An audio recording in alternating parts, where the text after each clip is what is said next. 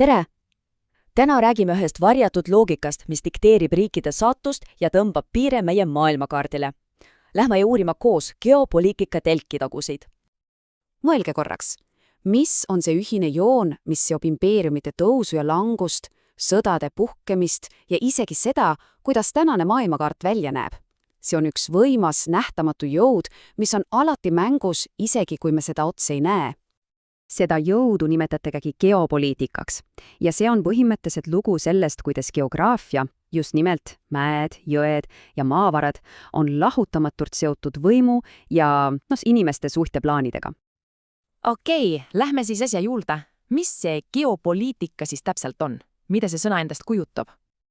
Huvitav on see, et sõna ise on tegelikult üsna uus, natuke üle 100 aasta vana, aga idee selle taga, see on iidne. Kõige lihtsamalt öeldes uurib geopoliitika just seda, kuidas geograafia, teate küll, mäed, jõved, see, kus asuvad maavarad, kuidas see kõik mõjutab poliitikat. See on just kui see suur mängulaud, millel riigid oma nuppe liigutavad. Ja vot siin läheb asi põnevaks, sest ühel pool on meil objektiivne reaalsuseks.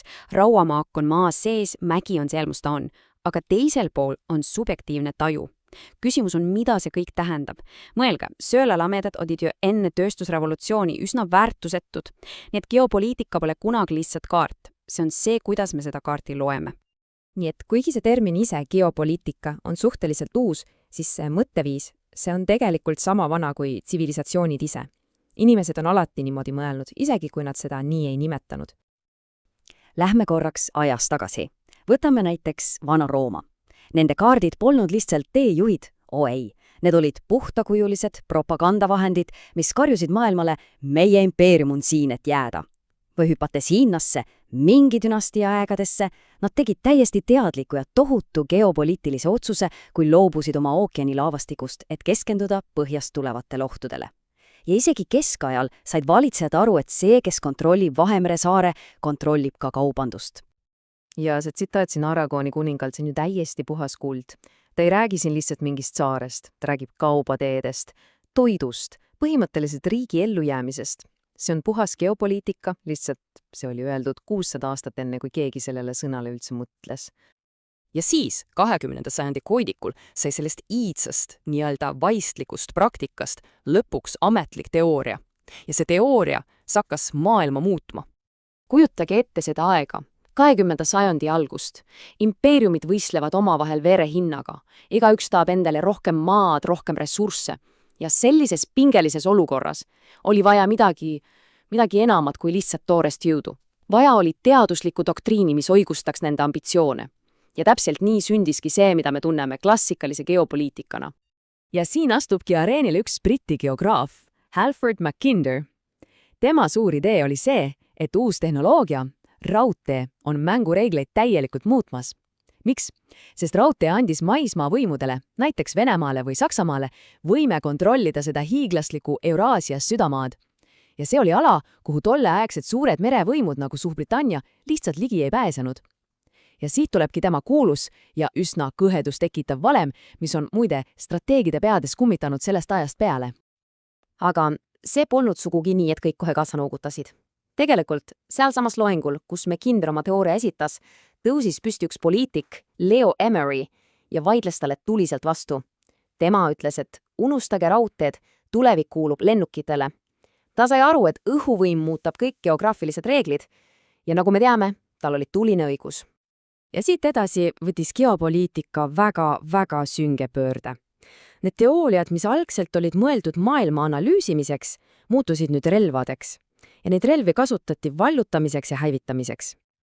Teise maailmasõja ajal näeme me geopoliitika kahte täiesti erinevat nägu. Ühel pool oli Natsi-Saksamaa, mis võttis need ideed ja muutis neid mürgiseks ideoloogiaks, et õigustada oma Lebensraumi ehk eluruumi otsinguid, aga teisel pool kasutasid liitlased, eriti ameeriklased, geopoliitikat hoopis selleks, et oma inimestele selgeks teha, miks on vaja minna võitlema teisele poole maakera. See oli vahend, et selgitada suurt pilti. Ja sõna otseses mõttes muutusid isegi kaardid relvadeks. Natsid tootsid propagandakaarte, mis näitasid Saksamaad justkui sisse piiratud ohrina, et oma agressiooni õigustada.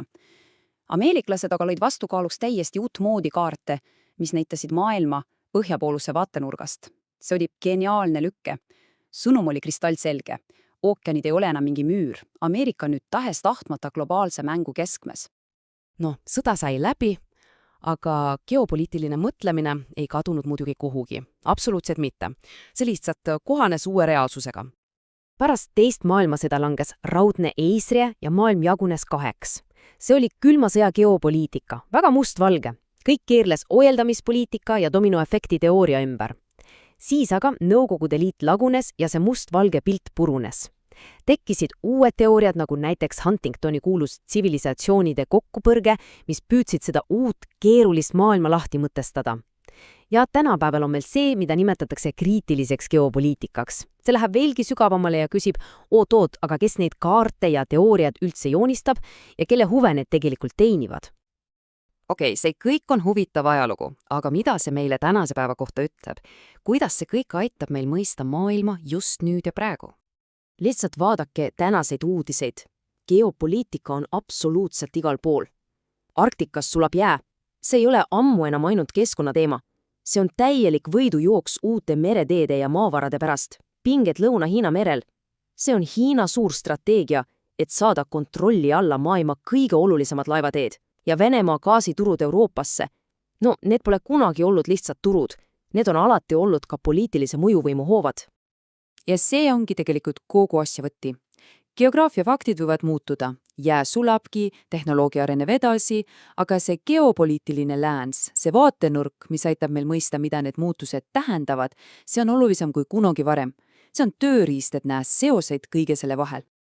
Nii et kui Mackinder ja teised püüdsid 100 aastat tagasi joonistada oma ajastu võimukaardi, siis jääb õhku küsimus, milline näeb välja meie ajastukaart, sest just see küsimus ja vastused sellele määravad ära meie kõigi tuleviku.